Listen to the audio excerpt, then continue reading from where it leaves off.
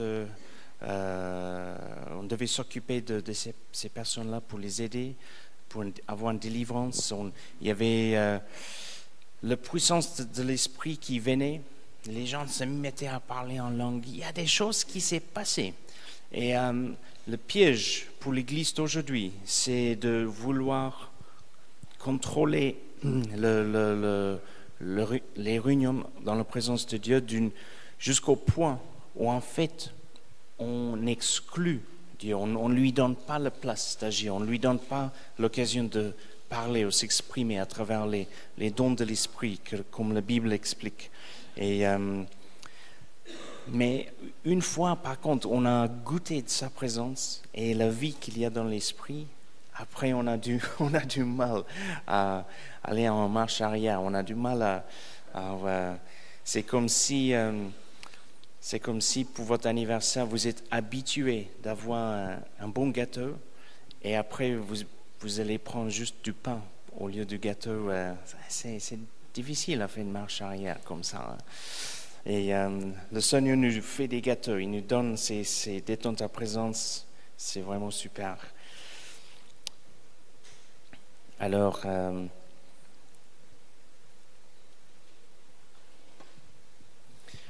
je vais faire les annonces à la fin de mon message ce matin. Si vous avez vos Bibles, regardez avec moi 2 Corinthiens chapitre 3. 2 Corinthiens chapitre 3. Dans nos groupes de maison, j'avais parlé au sujet d'être transformé pour refléter la gloire de Dieu. Et je suis censé de continuer sur la série sur le calendrier de Dieu. J'avais commencé cette série sur le plan de Dieu qui est révélé dans la Bible par rapport au début, les événements qui aura lieu dans le temps, qui a déjà eu lieu, et les événements à venir, notamment le retour de Jésus et tout ce qui va autour. La semaine dernière, il y avait ce message sur le salut, c'est pour aujourd'hui. Dimanche prochain, et le dimanche suivant, on a Andrew Thompson, notre ancien pasteur d'Afrique du Sud, qui sera avec nous, qui va prêcher. Donc, je me suis dit, au lieu de... Et on est ce mois-ci, on est dans les projets d'évangélisation. Donc, au lieu de faire un message sur le calendrier de Dieu, je vais continuer après les vacances d'été. Mais on va juste rester un peu dans cette thème du salut et ce que j'ai senti le Seigneur ou l'Esprit mettait sur mon cœur, d'être transformé pour refléter la gloire de Dieu. Donc pour ceux qui ont déjà entendu ça au groupe de maison, j'espère que ça va vous encourager, édifier quand même, parce que ça va être un petit peu plus développé. Donc 2 Corinthiens chapitre 3, verset 18. 2 Corinthiens chapitre 3, verset 18.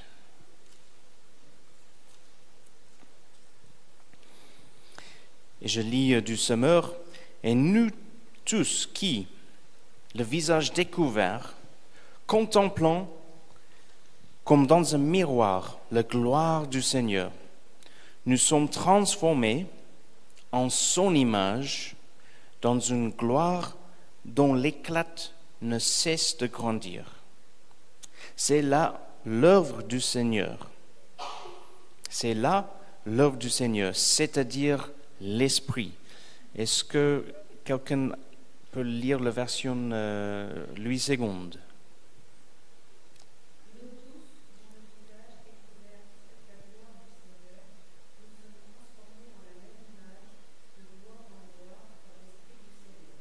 Merci. De gloire en gloire dans l'Esprit du Seigneur.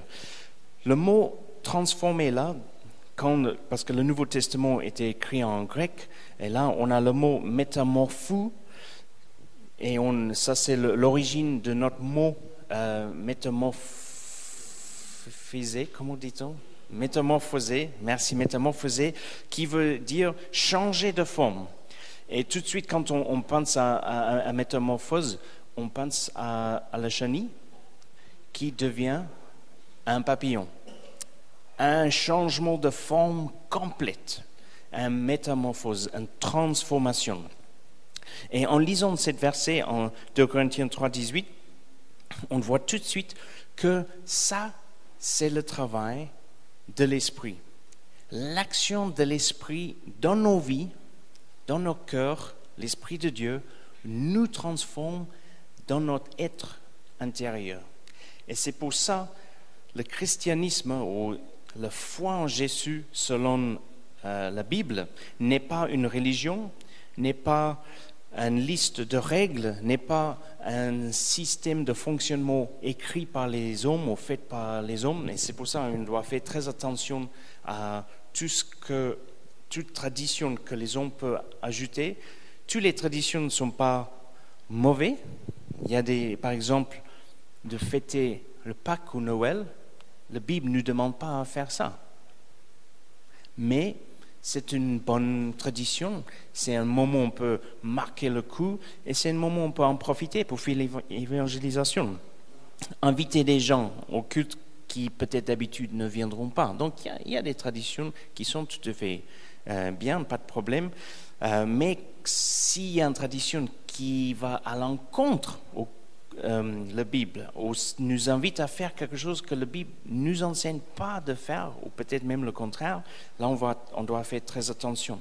Donc cette transformation, c'est le travail de l'Esprit en nous. La Bible utilise d'autres vocabulaires pour nous aider à comprendre ça. En Jean 3, il y a un enseignant de la loi il s'appelle Nicodème, il va parler à Jésus, il dit « Et moi pour être sauvé ?» Jésus lui dit « Il faut que tu sois né de nouveau. » Dans certaines traductions, « né d'en haut ».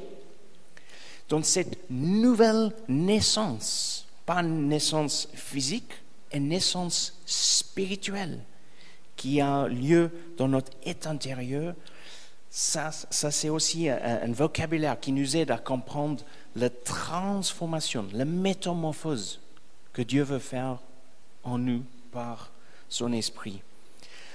Juste un petit peu plus tard, si vous regardez 2 Corinthiens chapitre 5, 2 Corinthiens chapitre 5, verset 17. Ainsi, celui qui est uni au Christ est une nouvelle créature. Ce qui est ancien a disparu, voici ce qui est nouveau est déjà là. Donc, on voit que on est une nouvelle créature, comme la chenille qui devient un papillon. Il y a un avant qu'on a mis notre foi en Jésus, avant qu'on a accepté le pardon de nos péchés, et on va avoir reçu la grâce de Dieu, et il y a un après. Cet moment où on dit, Jésus, je te donne ma vie, pardonne-moi de mes péchés, je veux être un de tes enfants, je suis à toi, je mets ma foi en toi. C'est comme si on trace une ligne dans le sable de notre vie, il y a un avant, il y a un après. La chenille, le papillon, une transformation, un changement de forme, mais dans le sens spirituel. Parce qu'on est la même personne, avec la même personnalité, avec les mêmes défauts, avec les mêmes qualités. Mais Dieu veut nous transformer de gloire en gloire. Et donc, il y a ce sens qu'il y a une transformation en continu. Plus qu'on est rendu à Dieu, plus qu'on est soumis à Dieu, plus que Dieu peut continuer ce travail de transformation. Ce n'est pas juste un clic. Oui, dans ce moment où on met notre foi en Dieu, on a le pardon de nos péchés, on a la vie éternelle, on est en Christ. On a notre salut, mais il y a maintenant une transformation qui va avoir lieu et qui va continuer. On peut aussi parler d'une sanctification qui en continue aussi. Mais ce matin, je voudrais parler principalement de cette transformation, cette métamorphose spirituelle qui a lieu dans notre vie. Et c'est le travail de l'esprit. Une question, pourquoi alors, des fois, on a le sentiment que si c'est le travail de l'esprit, si cette transformation va avoir lieu dans ma vie grâce à l'action de l'esprit dans ma vie, pourquoi il y a des moments dans ma vie où je sens comme si j'arrive pas à faire tout ce que Dieu attend de moi? Pourquoi il y a des moments où je me sens même distant de Dieu? Et pourquoi il y a des moments où je sens peut-être même tenté par le péché et dans le pire des cas, je fais une régression, comme de ma vie ancienne, ma vieille nature, le vieil homme. Comme le papillon qui va aller manger dans un autre côté du champ, il oublie qu'il est devenu un papillon et il va marcher comme s'il était toujours un chenille, tandis que dans, je ne sais pas, 20 secondes de vol, il sera à l'autre côté du champ. Il a oublié qu'il y a eu une transformation dans sa vie. Pourquoi? Je vous propose que la transformation que Dieu veut accomplir dans nos vies, ça s'accomplit à travers 2 actions. Première action, l'action de l'Esprit Saint dans nos vies, et c'est lui qui fait le grand travail, mais il y a aussi notre part à jouer, notre rôle à jouer, et on va voir ça dans un instant. Mais d'abord, je voudrais faire une comparaison avec les Hébreux en Égypte. Si on pense à des Hébreux qui étaient en esclavage en Égypte, c'est une image de nous, dans un sens. Nous, on était dans les péchés, esclaves dans les péchés, pas libres du tout, pas dans la joie, comme les Hébreux, en Égypte, en esclavage et opprimés. Après, qu'est-ce qui se passe? Il y a des 10 plaies. Le dernier plaie, le destructeur va passer par-dessus des maisons. Le fils aîné de chaque foyer va être tué. Sauf si la famille prend un agneau, l'immolé et prend le sang. Avant de l'immoler, prend le sang de l'agneau et met sous le linteau et le, comment dit-on encore, poteau de la porte. Et quand l'ange passe par-dessus, s'il voit cette sang, le fils aîné du foyer est épargné. Et la famille est épargnée d'une énorme tristesse. C'est la même chose dans notre vie. Jésus est mort pour nos péchés. Quand on met notre foi en lui, par une transaction spirituelle, si vous voulez, parce que Jésus a pris nos péchés sur lui quand il est mort sur la croix, et on est purifié par le sang de Jésus de nos péchés. Et on est destiné pour un jugement et de payer le prix de nos péchés, mais c'est le jour devant le trône de jugement, devant Dieu. Si Dieu nous voit, il nous voit couverts par le sang de Jésus, comme des maisons en Égypte, le sang sur le poteau, le linteau de la porte, on est épargné de ce jugement. On est protégé et on rentre dans les cieux avec Dieu pour éternité. Et comme les Hébreux devaient quitter l'Égypte, ils devaient traverser la mer Rouge. Et c'est Dieu qui a ouvert la mer Rouge. Et nous, quand on met notre foi en Dieu, on quitte notre ancienne vie, on quitte l'esclavage à le péché. Et cette vie qu'on est opprimé par le péché et où le diable peut jouer un peu de foot avec notre vie, des fois, nous, on passe par les eaux de baptême qui symbolisent que maintenant, il y a eu un avant et il y a un avenir en Christ. C'est comme si on a tracé cette ligne dans le sable. On passe par les eaux de baptême, symbole qu'on est purifié de toutes nos iniquités et de nos péchés. Et après, qu'est-ce qu'il y avait devant les Hébreux? Sortis d'Égypte, traverser la mer Rouge, nous, pardon de nos péchés, les eaux de baptême, et maintenant devant nous, c'est Canaan, la terre promise, notre héritage. On a chacun d'entre nous un héritage. Qu'est-ce que c'est votre héritage? Tout ce que Dieu a prévu pour vous.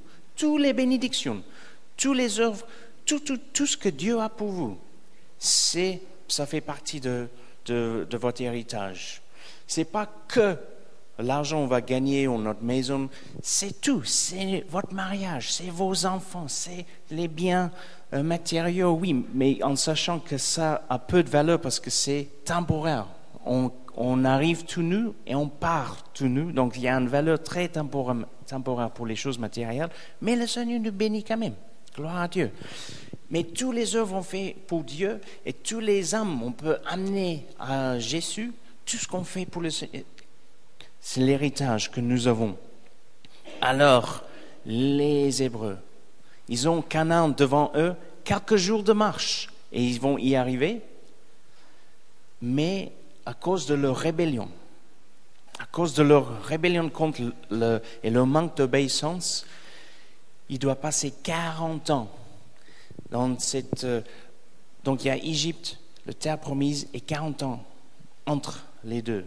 Et des fois, en tant que chrétien, on peut sentir, et on peut être dans une situation d'ambivalence un petit peu entre le vieil homme et l'homme que Dieu veut qu'on soit, ou notre passé et l'avenir que Dieu a prévu pour nous.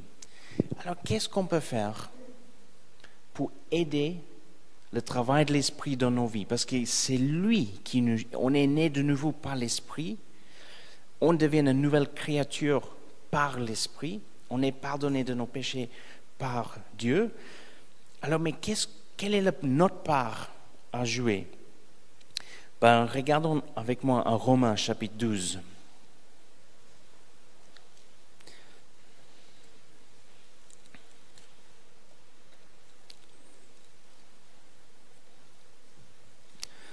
Romains chapitre 12, versets 1 à 2.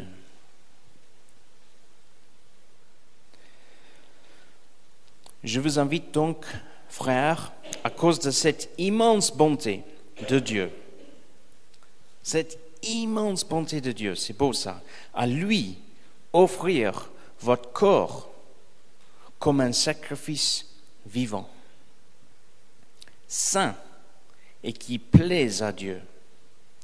Ce sera là de votre part un culte spirituel.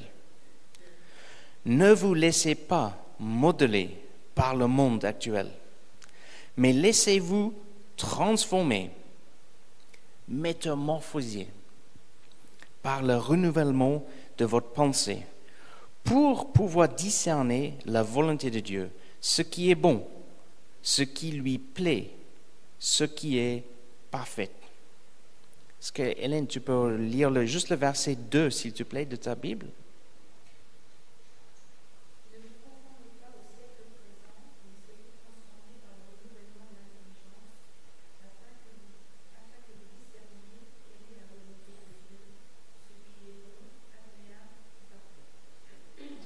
Amen, merci. Alors, ce texte-là nous propose qu'on peut être transformé, et on a besoin d'être transformé par le renouvellement de nos pensées. Parce que Dieu ne va pas penser à ta place ou à ma place. C'est à nous à avoir...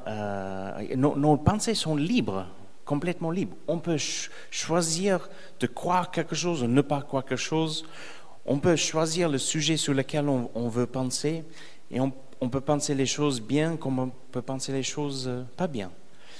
Parce que ça nous permet, ici on n'a pas des pensées libres, on n'a pas les décisions libres.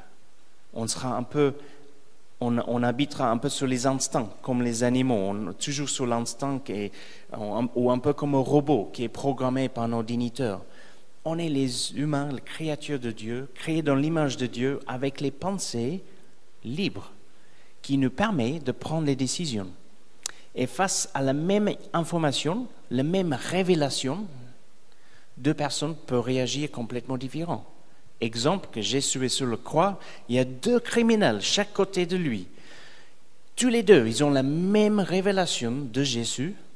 Il y a un qui met sa foi en Jésus, qui croit en Jésus, l'autre qui rejette Jésus. Et si ça n'était pas assez, il va même se moquer de Jésus. Mais Jésus va dire à l'autre homme qui a mis sa foi en lui, qui a cru en lui, aujourd'hui, tu seras avec moi en paradis. Quelqu'un a dit une fois, et ce n'est pas écrit dans la Bible, mais quelqu'un a dit, et je pense qu'il y a une certaine vérité dedans, mes pensées deviennent mes paroles deviennent mes actions, et mes actions deviennent mon témoignage, ou caractérisent mes qualités, me caractérisent. Et c'est vrai que si on pense, par exemple, les choses très négatives de moi-même, si moi je pense les choses très très négatives de moi-même, qu'est-ce qui va sortir de ma bouche? Je vais dire les choses du genre, je ne veux pas le faire parce que je ne pense pas que je vais réussir. Je ne suis pas à l'auteur. Non, je préfère juste rester discreto. Je ne veux rien faire. En fait, de toute façon, tout ce que je fais, ça ne marche pas. Et dès que j'essaie de faire quelque chose, ça échoue. Moi je suis un échec. Je ne sais pas, ça va pas. On commence à confesser des paroles vraiment pas bien qui va à l'encontre de la parole de Dieu. Et qu'est-ce qui se passe? Ces paroles commencent à avoir une influence sur nos actions. Après, quand il s'agit de les initiatives qu'on prend dans la vie, on est plutôt sous le réserve que de prendre l'initiative. Et quand je parle de l'initiative, ça peut être même une petite initiative, de parler à quelqu'un pour les inviter à l'église ou de partager notre foi ou d'organiser quelque chose, même si c'est tout simple. Ça peut avoir un grand impact sur nos actions. Ou ça commence à jouer sur nos émotions. On pense les choses pas bien, on dit les choses pas bien. Après, dans nos émotions, on commence à sentir un petit peu dépressif. Et ça va influencer nos actions. Je me sens pas bien. J'ouvre le congélateur, je vais manger 1 litre de glace. Comme ça, je vais sentir mieux. Ça m'est arrivé un jour, j'étais déprimé. Je suis arrêté à Super U, j'ai acheté une tablette de chocolat pour sentir mieux. C'est pas bien. C'est pas bien. Il faut que je mette ma confiance en Dieu. Il faut que je confesse ce qui est écrit dans la Bible. C'est pour ça que j'essaie de faire un peu d'exercice, faire plus attention. Jésus a dit, j'ai une nourriture que vous ne connaissez pas. Il a dit à ses disciples, ma nourriture, c'est de faire la volonté de Dieu. Et j'essaie de me rappeler de ça. Alors, je reviens à mes notes. Nous avons besoin d'être transformés par le renouvellement de nos pensées. Quelles sont les sources de nos pensées? Ça peut être nos propres pensées, parce qu'il y a des pensées qui leur origine, c'est nous-mêmes. On peut penser et ça peut être les pensées bien, comme ça peut être les pensées pas bien. De ce qu'on entend, on peut écouter la radio, et on peut entendre les infos, on peut entendre les chants, on peut entendre les commentaires, ce qu'on entend au travail, les collègues qui parlent, on entend ça. Tout ce on peut regarder la télé et on peut entendre ce que les gens disent. Regarder un film, on entend. Tout ça peut stimuler nos pensées. Ça peut être ce qu'on lit. On lit un magazine, un journal, n'importe. Tout ça, ça peut influencer nos pensées. Le diable il est le père des mensonges et donc il aime bien nous souffler des fois des mensonges. Le pire des mensonges, c'est du style ta vie ne vaut vraiment rien. Pourquoi tu crois en Dieu? C'est n'importe quoi. Tout ce genre de mensonges pour nous dévier des voies de Dieu. Et nous avons besoin de, la Bible dit, renouveler nos pensées pour être transformés, pour être métamorphosés. Métamorphosés pourquoi? Pour refléter la gloire de Dieu. Parce que des fois, l'Esprit peut faire une œuvre en nous. Il est en train de nous transformer de l'intérieur, de nous parler, de nous changer. Et on peut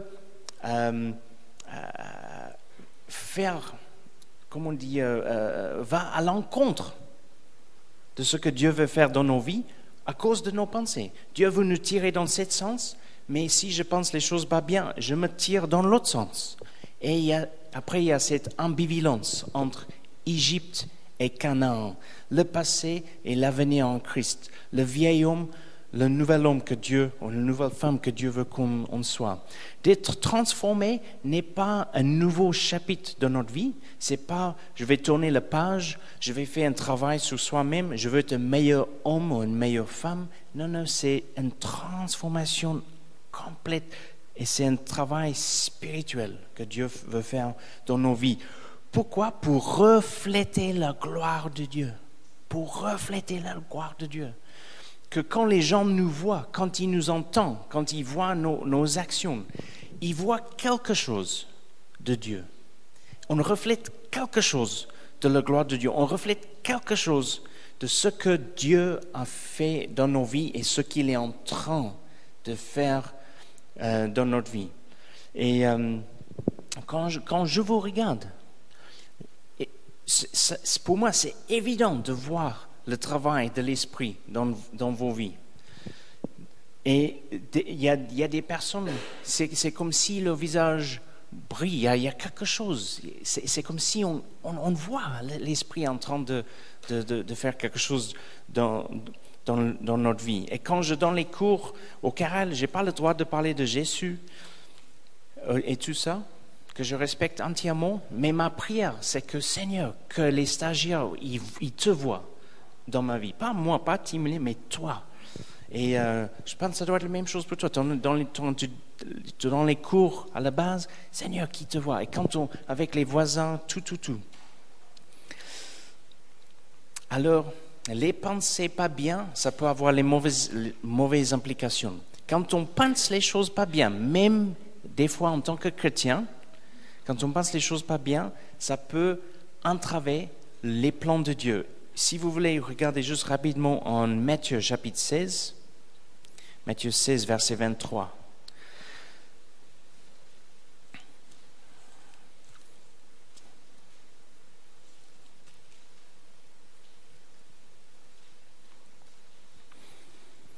Pierre, juste dans le contexte, Pierre parle à Jésus, c'est d'abord Jésus qui parle à ses disciples, il explique qu'il va souffrir, il explique qu'il va être ressuscité le 3e jour. Pierre n'est pas content. Non, tout ira bien, tu vas bien se passer. En fait, il est même remonté contre ce que Jésus lui dit, il est en colère. Il prend Jésus à côté, il va reprocher Jésus, il va lui reprocher. Et qu'est-ce qu'il dit? Verset 22, alors Pierre le prit à part et se mit à lui faire des reproches. Que Dieu t'en préserve, Seigneur, cela ne t'arrivera pas. Il avait le bon cœur dans le sens, il ne voulait pas que ça arrive à Jésus. Mais il y avait une attitude qui n'était pas bonne. Ensuite, mais Jésus se retournant, lui dit, arrière Satan, éloigne-toi de moi. Tu es un obstacle à ma mission, car tes pensées ne sont pas celles de Dieu, ce sont des pensées toutes humaines. Nous pouvons avoir des pensées, même en tant que chrétiens, des pensées tellement humaines des fois, que ça peut être un obstacle à ce que Dieu veut faire dans ta vie et dans ma vie, ou un obstacle à ce que Dieu veut accomplir dans une famille, dans un mariage, dans une église, dans une ville. Il faut que nous avons les pensées de Dieu et que nous avons les pensées renouvelées pour connaître la volonté de Dieu, comme on a lu en Romains 12. Alors nous pouvons et nous devons donc faire très attention à ce qu'on réfléchit, à nos pensées. On peut de temps en temps faire un audit de nos propres pensées. Prends un moment de réfléchir, ça peut sembler bizarre, réfléchir à ce qu'on pense. Se rendre compte les sujets de nos pensées. Est-ce que c'est parce que si on pense les choses pas bien, ça peut nous amener dans une mauvaise orientation. Comme Pierre, si Jésus a cru les paroles de Pierre, comme Jésus dit, tu seras un obstacle à ma mission. Et il doit faire très très attention. Je vais vous lire juste ce verset 2 Corinthiens 10:5. Nous renversons les raisonnements et toute hauteur qui s'élève contre la connaissance de Dieu. C'est Paul qui écrit. Et nous amenons toute pensée captive à l'obéissance de Christ. C'est fort, hein? Nous amenons toute pensée captive à l'obéissance de Christ. C'est-à-dire que Quelqu'un a dit une fois, et je vous ai déjà raconté ça, quelqu'un a dit, je ne peux pas empêcher un oiseau de passer par-dessus, mais je peux empêcher le oiseau de faire son nid dans mes cheveux. Alors des fois, il y a des pensées qui rentrent dans notre tête qui ne sont pas bien, qui sont mauvais. On peut prendre autorité sur ces pensées tout de suite. Il dit, je rejette cette pensée dans le nom de Jésus. J'amène cette pensée à l'obéissance de Christ maintenant. Parce que si on ne le fait pas, qu'est-ce qui peut arriver? On pense 2 fois la même pensée, une 3e fois, et après, ça commence à prendre plus d'ampleur. Et après, ça peut nous amener à penser à faire une action dans cette mauvaise orientation. Vous pensez que quand un homme fait l'adultère, c'était dans un coup juste comme ça? Quasiment chaque fois, c'était petit à petit, tout doucement, il s'éloigne de son épouse. Tout doucement, il commence à penser, à regarder peut-être les autres femmes. C'est les pensées, une petite pensée, un autre petit pensée, et après les actions. Il faut qu'on prenne autorité.